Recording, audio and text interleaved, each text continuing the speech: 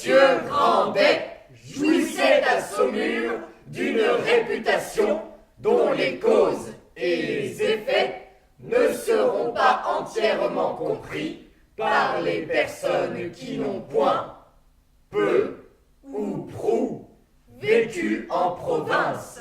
Il parlait peu. Généralement, il exprimait ses idées par de petites phrases sentencieuses et dites d'une voix douce.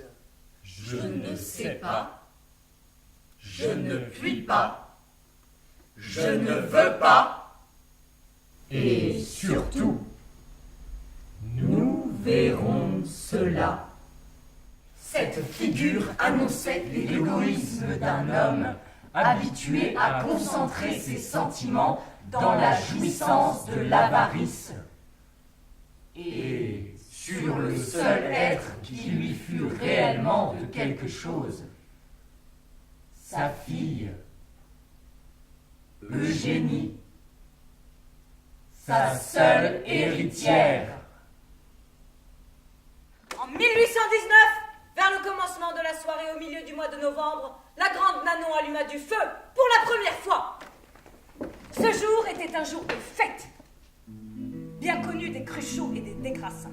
Aussi, les antagonistes se préparaient-ils à venir, armés de toutes pièces pour se rencontrer dans la salle et s'y surpasser en preuve d'amitié.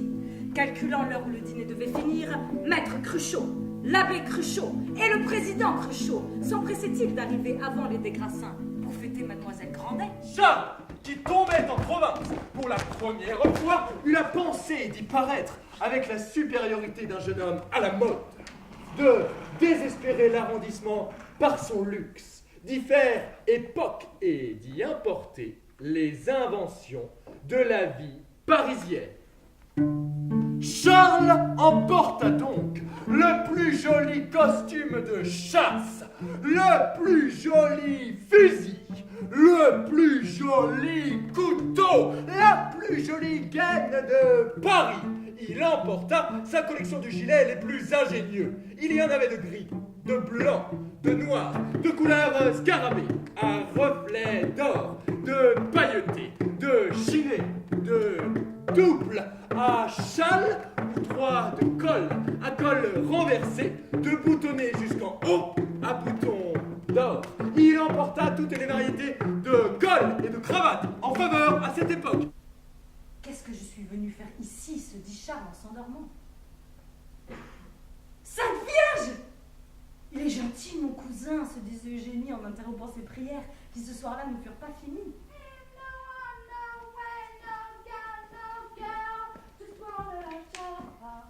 Oui, mon pauvre garçon, tu devines, il est mort. Il s'est brûlé la cervelle. Mon père? Oui, mais ce n'est rien.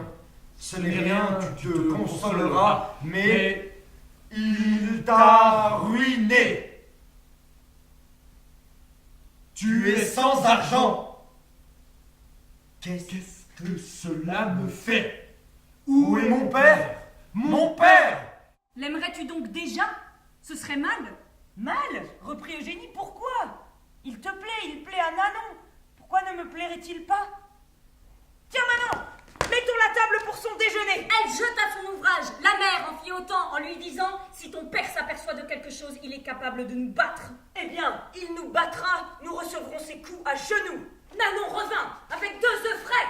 En voyant les œufs, Eugénie eut envie de lui sauter au cou. Le fermier de la lande en avait dans son panier. Je les lui ai demandés, il me les a donnés pour m'être agréable, le mignon. Après 2 heures de soins, pendant lesquelles Eugénie quitta 20 fois son ouvrage pour aller voir bouillir le café, pour aller écouter le bruit que faisait son cousin en se levant, elle réussit à préparer un déjeuner très simple, peu coûteux, mais qui dérogeait terriblement aux habitudes invétérées de la maison. Quant à rester à Paris, je ne saurais. Ni mon âme, ni mon visage ne sont faits à supporter les affronts, la froideur, le dédain qui attendent l'homme ruiné, le fils du failli. Bon Dieu, de voir 4 millions, j'y serais tué en duel dès la première semaine. Aussi n'y retournerai-je point. Ton amour, le plus tendre et le plus dévoué qui jamais ait ennobli le cœur d'un homme, ne saurait m'y attirer. Nous nous quittons. Donc, aujourd'hui, pour toujours, il la quitte, Sainte Vierge, bonheur! Eugénie sauta de joie. Charles fit un mouvement.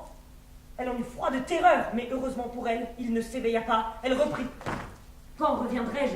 Je ne sais. Le climat des Indes vieillit promptement un Européen, et surtout un Européen qui travaille. Ma chère Annette, je dois me conformer à ma position, voir bourgeoisement la vie et la chiffrer au plus vrai. Donc, je dois penser au mariage, qui devient une des nécessités de ma nouvelle existence.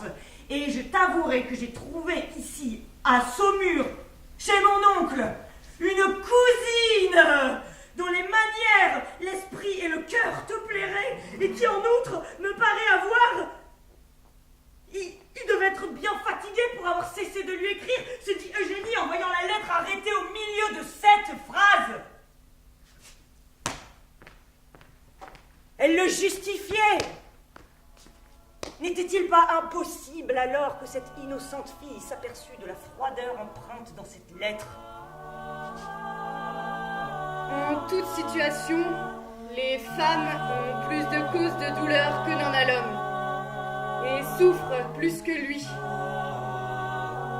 L'homme a sa force et l'exercice de sa puissance. Il agit, il va, il s'occupe, il pense, il embrasse l'avenir et y trouve des consolations. Ainsi faisait Charles. Mais la femme demeure. Elle reste face à face avec le chagrin dont rien ne la distrait. Elle descend jusqu'au fond de l'abîme qu'il a ouvert, le mesure et souvent le comble de ses vœux et de ses larmes. Ainsi faisait Eugénie. Mais on n'a jamais vu pareil entêtement, ni vol pareil, dit Grandet d'une voix qui alla crescendo et qui fit graduellement retentir la maison.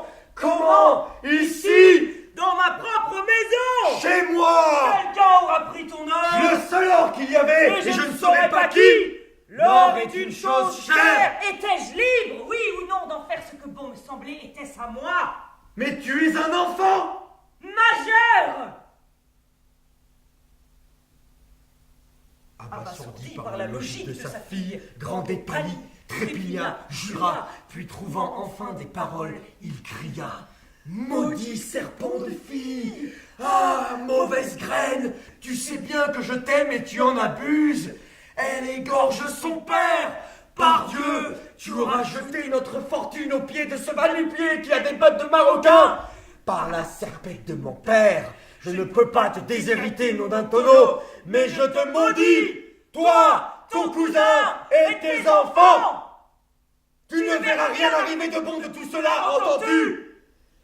Il regarda sa fille qui restait muette et froide. Elle ne bougera pas. Elle ne sourcillera pas. Elle est plus Grandet que je ne suis Grandet. Vous m'offensez dans ce que j'ai de plus cher, reprit-il. Je ne veux vous voir que soumise. Allez dans votre chambre. Vous y demeurez jusqu'à ce que je vous permette de sortir.